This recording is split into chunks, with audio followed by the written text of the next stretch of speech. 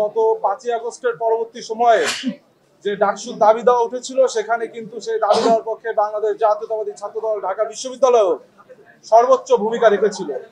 ঢাকা বিশ্ববিদ্যালয় প্রশাসন যতবার ঢাকা বিশ্ববিদ্যালয় ছাত্রদলকে আহ্বান জানিয়েছে, সংবিধান সংস্কার প্রস্তাবনা থেকে যত বিষয় ঢাকা বিশ্ববিদ্যালয় ছাত্রদল কিন্তু ততবারই রেসপন্স করেছে। কিন্তু আমরা দেখেছি আপনার অনলাইন সামাজিক যোগাযোগ মাধ্যম থেকে বিভিন্ন স্থানে বিভিন্ন অপপ্রচারকারীরা ছড়িয়েছে যে আমরা নাকি ডাকসু চাই না। তাদেরকে আজ বলতে চাই, আপনারা এসে দেখে যান ঢাকা বিশ্ববিদ্যালয় ছাত্রদলের নিয়মিত প্রত্যেকটি নেতাকর্মী তারা কিন্তু ডাকসুর পক্ষে এবং তারা ডাকসুর মনোনয়ন সংগ্রহ করছে। আমাদের সাংগঠনিক অভিভাবক ছাত্রদলের দেশ নায়ক জনাব তারেক রহমান, এখনো আমাদের কিন্তু প্যানেল চূড়ান্ত হয়নি। আজকে রাতে ইনশাল্লাহ আমাদের প্যানেল চূড়ান্ত হবে। এর পূর্বে আমরা যারা ছাত্রদল নেতাকর্মী রয়েছে আমরা শিক্ষার্থীদেরকে সাথে নিয়ে আমাদের মনোনয়ন ফর্ম সংগ্রহ করেছি।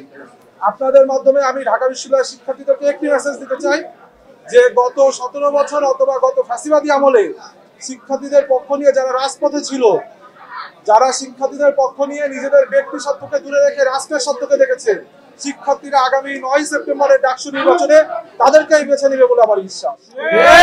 এবং আমরা একটি স্লোগানকে সামনে রেখে এগিয়ে যেতে চাই, সেটি হলো, আপনারা জানেন আমাদের ঢাকা বিশ্ববিদ্যালয় এক সময় একটি গৌরবোজ্জ্বল ইতিহাস ছিল।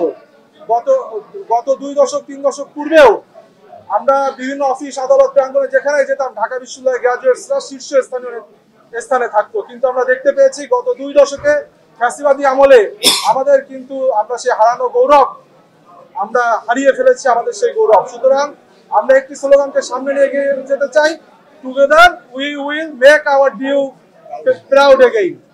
আমাদের স্লোগানটি হলো will make DU proud again. সবাইকে ধন্যবাদ। আসসালামু আলাইকুম। আসলে আমি কেন্দ্রীয় সংসদে নির্বাচন করতে চাই ডাকসু, কিন্তু আমাদের দল থেকে এখনো নমিনেশন যেহেতু কনফার্ম করা হয়নি। এলএমই সার্টিফাইড বিশ্বসেরা কপারে তৈরি ওয়ালটন কেবলস, যা আপনার স্থাপনাকে রাখবে সব সময় নিরাপদ। দল থেকে এখনো প্যানেল দেওয়া হয়নি, সুতরাং আমি জাস্ট একটি ফর্ম কালেক্ট করেছি। কালকে যখন জমা দিব, দল যেখান থেকে নমিনেশন দেবে সেখানেই আমি নির্বাচন করব। আপনি কি লিখেছেন? আসলে রিসিটে আজকে যে লিখতে হবে বিষয়টি এরকম না। রিসিটে আজকে নাম, সেশন এবং আপনার রেজিস্ট্রেশন নাম্বার দিয়ে কালকে যখন আমরা জমা দিব তখনই কিন্তু আপনার এই পূরণ করে দিলে হবে। আচ্ছা, ডাকসুর আচরণ বিধিতে স্পষ্ট করে বলা আছে মনোনয়নপত্র সংগ্রহ করবার জন্য যারা আসবেন তারা কোনো ধরনের শোডাউন করতে পারবেন না, মিছিল করতে পারবেন না, স্লোগান দিতে পারবেন না। আপনারা আসার সময় আমরা দেখেছি আপনারা এখানে ভেতরেও স্লোগান দিয়েছেন। আসলে লঙ্ঘন কেন করলেন? আসলে দীর্ঘদিন পর 90 এর পরে আপনারা জানেন 19-এ একটি প্রশ্নবিদ্ধ ডাকসু হয়েছিল। তারপরে 5ই আগস্টের পরবর্তী সময়ে এই গণতান্ত্রিক পরিবেশে বাংলাদেশ যখন গণতন্ত্রের পথে অগ্রযাত্রা করেছে, এই একটি ডাকসু, এখানে শিক্ষার্থীরা উৎসবমুখর অবস্থায় তারা কিন্তু উৎসাহী হয়ে স্লোগান দিয়েছে। কিন্তু আপনাদের স্মরণ করিয়ে দিতে চাই, আমাদের যেই আপনার রিটার্নিং অফিসারের যে রুম, সেই রুমে কিন্তু আমরা 5 জন ঢুকেছি এবং সেখানে কোনো স্লোগান হয়নি।